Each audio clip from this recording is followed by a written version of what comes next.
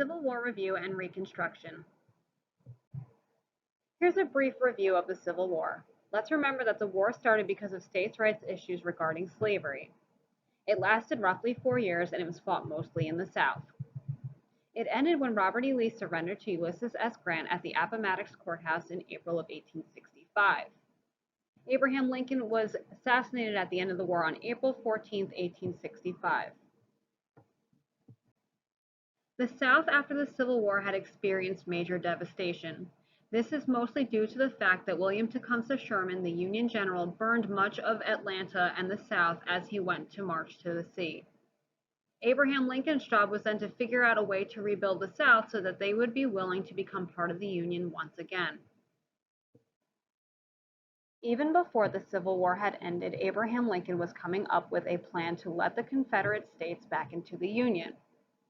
Before he was assassinated, he created the 10% Plan, which made it very easy for the Southern states to re-enter the Union once the war had concluded. Only 10% of the population of men had to agree to pledge allegiance to the United States and adopt the 13th Amendment. As a reminder, the 13th Amendment made it illegal to own slaves. Congress did not like this plan, however, because it was too lenient on the South or too easy on the South. They wanted something more strict. After Lincoln was assassinated, Andrew Johnson, his vice president, became president, and he tried his hand at Reconstruction as well. His plan was very similar to Lincoln's and will also be rejected by Congress.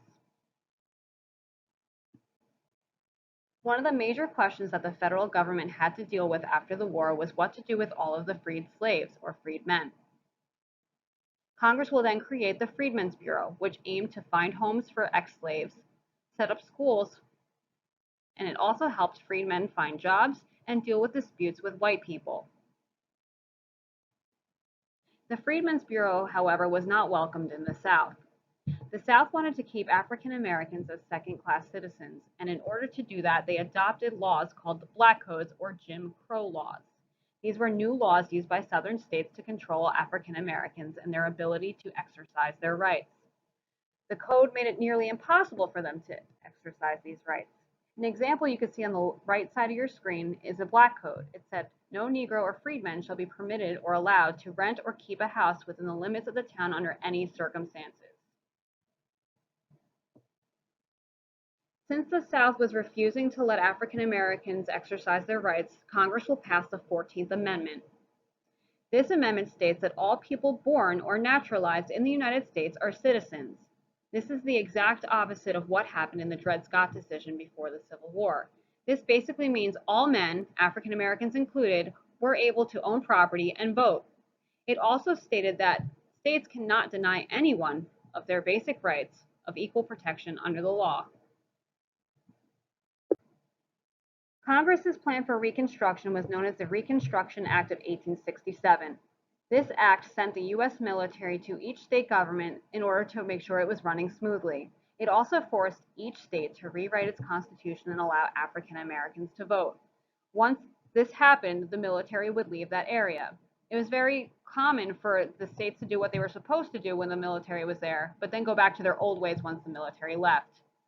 You will also see many changes happen in the South at this time. For example, the first 2 African American senators will be elected, and their names were Hiram Rebels and Blanche Bruce.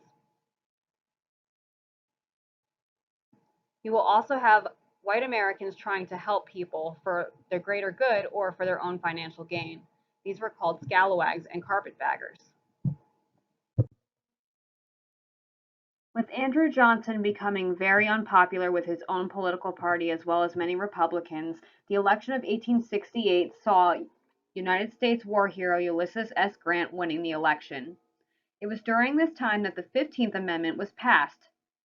The 15th Amendment made it legal for African Americans in particular to vote. Basically, it said you could not be stopped from voting based on your race. It, however, did not have any effect for women at the time. Even though this amendment was passed, the South still used Black Codes or Jim Crow laws such as the literacy test and poll tax to keep them from voting. During Reconstruction, we will see the creation of the Ku Klux Klan, or the KKK. It was started by an ex-Confederate soldier named Nathan Bedford Forrest. Their aim was to keep African Americans away from voting and in their traditional wars that they held before the war. They were successful for the most part because they used terrorism to keep people from voting, such as lynching and the burning of their homes. A lot of African Americans will not exercise their right to vote because they feared retaliation from the KKK. This lasted until 1867, and the KKK will disband, and then later they will resurge in the 1920s. By the end of Reconstruction, Congress will have failed to protect the rights of African Americans, mostly in the South. The Democrats will gain control of the southern states and push the Jim Crow laws to stop equality from happening. It was very often that the police or even the people in charge of the state were actually in the KKK. The election of 1867 will effectively end Reconstruction when the Southern congressmen agreed to elect Rutherford B. Hayes as president in a tie, provided he promised to end Reconstruction, which he will. You will see more failures in Reconstruction than positives. Here are some examples. After Reconstruction, African Americans still faced discrimination and a low class status.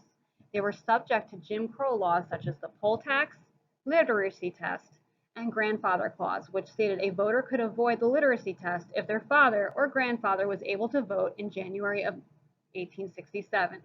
And they also faced segregation, or the separation of races. A court case that occurred during this time was also Plessy versus Ferguson, which said it was legal to separate the races.